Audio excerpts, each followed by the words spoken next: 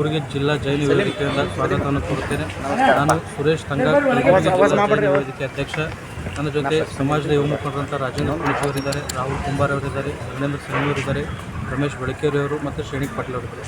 ಇವತ್ತಿನ ಮುಖ್ಯ ವಿಷಯವೇನೆಂದರೆ, ಪ್ರಸ್ತುತ ರಾಜ್ಯ ಸರ್ಕಾರ ಬಜೆಟ್ ಮಂಡಿಸುತ್ತಿರುವ ಹಿನ್ನೆಲೆಯಲ್ಲಿ ನಮಗೆ ಒಂದು ರಾಜ್ಯ ಸರ್ಕಾರ ಕೆಲವು ದಿನಗಳನ್ನು ಹಲವಾರು ವರ್ಷಗಳಿಂದ ಬೇಡಿಕೆ ಇಟ್ಟಿದ್ವಿ, ಪ್ರತ್ಯೇಕವಾಗಿ ಜೈನ ಅಭಿವೃದ್ಧಿ ನಿಗಮ ಮಾಡಿ ಅಂತ. ಈ ಜೈನ ಅಭಿವೃದ್ಧಿ ನಿಗಮ ಮಾಡದೇ ಒಂದು ಸಮಾಜಕ್ಕೆ ಸರ್ಕಾರ ಅನ್ಯಾಯ ಮಾಡಿದೆ. ಇವತ್ತು ನಾವು ಒತ್ತಾಯಿಸ್ತಾ ಇದ್ದೀವಿ. ಕಳೆದ ಬೆಳಗಾವಿ ಅಧಿವೇಶನದ ಕೂಡ ನಾವು ಸುಮಾರು ಒಂದು 15,000 ಜನಸಂಖ್ಯೆ ಸೇರಿ ಬೆಳಗಾವಿಯಲ್ಲಿ ದೊಡ್ಡ ಮಟ್ಟದ ನಮ್ಮ ಎಲ್ಲ ಸ್ವಾಮೀಜಿಗಳ ನೇತೃತ್ವದಲ್ಲಿ, ಭಟ್ಟಾರಕರ ನೇತೃತ್ವದಲ್ಲಿ ಮತ್ತು ಸಮಾಜದ ಮುನಿ ಮಹಾರಾಜರ ನೇತೃತ್ವದಲ್ಲಿ ಒಂದು ದೊಡ್ಡ ಹೋರಾಟ ಮಾಡಿದ್ದೀವಿ. ಆ ಹೋರಾಟ ಮಾಡುವಂಥ ಸಂದರ್ಭದಲ್ಲಿ ಸ್ಥಳಕ್ಕೆ ಆಗಮಿಸಿದಂಥ ಸನ್ಮಾನ್ಯ ಉಪಮುಖ್ಯಮಂತ್ರಿಗಳಾದ ಡಿ ಕೆ ಶಿವಕುಮಾರ್ ಅವರು ಮತ್ತು ವಿವಿಧ ಸಚಿವರು ಮತ್ತು ಶಾಸಕರು ನಮಗೆ ಒಂದು ಆಶ್ವಾಸನೆ ಕೊಟ್ಟಿದ್ದರು. ಪ್ರಸ್ತುತ ವರ್ಷದಲ್ಲಿ ಬರುವಂಥ ಮಾರ್ಚ್ನಲ್ಲಿ ಏನು ಬಜೆಟ್ ಮಂಡನೆ ಆಗುತ್ತೆ, ಆ ಬಜೆಟ್ನಲ್ಲಿ ನಾವು ಜೈನ ನಿಗಮವನ್ನು ಮಾಡಿ ಘೋಷಣೆ ಮಾಡಿ ಒಂದು ಸಮಾಜಕ್ಕೆ ನ್ಯಾಯ ಒದಗಿಸಿಕೊಡ್ತೀವಿ ಅಂತ ಹೇಳಿದರು. ಈ ಒಂದು ಆಶ್ವಾಸನೆಯನ್ನು ಸರ್ಕಾರ ಇವತ್ತು ಮಾಡಿಲ್ಲ. ಅದರಿಂದ ಇಡೀ ಸಮಾಜಕ್ಕೆ ಒಂದು ಅತ್ಯಂತ ದುಃಖಕರವಾಗಿದೆ. ಇದೇ ರೀತಿ ನಾವು ಸಮಾಜಕ್ಕೆ ನಿನ್ನೆ ಸದನದಲ್ಲಿ ಸರ್ಕಾರದ ಸಚಿವರಾದಂಥ ಜಮೀರ್ ಅಹಮದ್ ಖಾನ್ ಅವರು ಹೇಳ್ತಾರೆ, ರಾಜ್ಯ ಸರ್ಕಾರದಲ್ಲಿ ಕನಿಷ್ಠ ಅಂದರೂ ಜೈನ ಸಮಾಜವು 20 ರಿಂದ 25 ಲಕ್ಷ ಜನಸಂಖ್ಯೆ ಹೊಂದಿದೆ. ಅವರಿಗೆ ನಾವು ನಿಗಮ ಮಾಡುವುದು ಅತ್ಯವಶ್ಯಕವಾಗಿದೆ. ಕೇವಲ ಹಾರಿಕೆ ಉತ್ತರ ಕೊಡ್ತಾ ಇದ್ದಾರೆ, ಕೇವಲ ಹೇಳೋದು ಮಾಡೋದು ಅಷ್ಟೇ ಮಾಡ್ತಾ ಇದ್ದಾರೆ. ಯಾವುದೇ ರೀತಿ ಅದನ್ನು ಜಾರಿಗೆ ತರ್ತಾ ಇಲ್ಲ.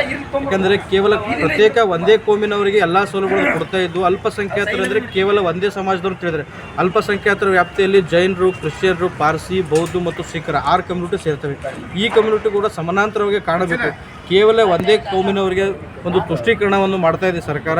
ಮತ್ತು ಈ ನಿಗಮ ಈಗಾಗಲೇ ಅಲ್ಪಸಂಖ್ಯಾತರ ಅಭಿವೃದ್ಧಿ ನಿಗಮ ಸರ್ಕಾರದಲ್ಲಿ ಜಾರಿಯಲ್ಲಿದೆ.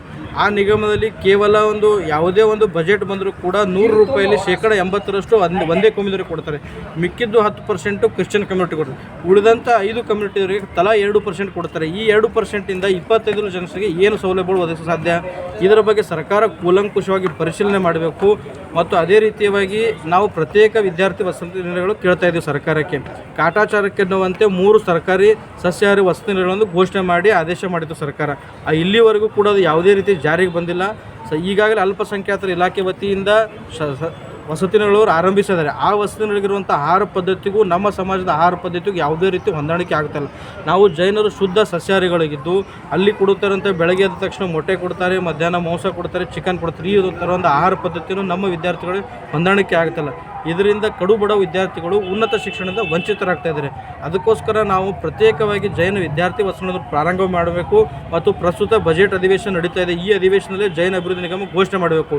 ಇಲ್ಲದಿದ್ದರೆ ಕೆಲವೇ ದಿನಗಳಲ್ಲಿ ನಾವು ರಾಜ್ಯಾದ್ಯಂತ ಜೈನ ಸಮಾಜದಂತ ಉಗ್ರವಾದ ಹೋರಾಟವನ್ನು ಮಾಡುತ್ತೇವಂತೆ ಸರ್ಕಾರ ಕೈ ಮೂಲಕ ಎಚ್ಚರಿಕೆ ಕೊಡ್ತಿದ್ದೇವೆ.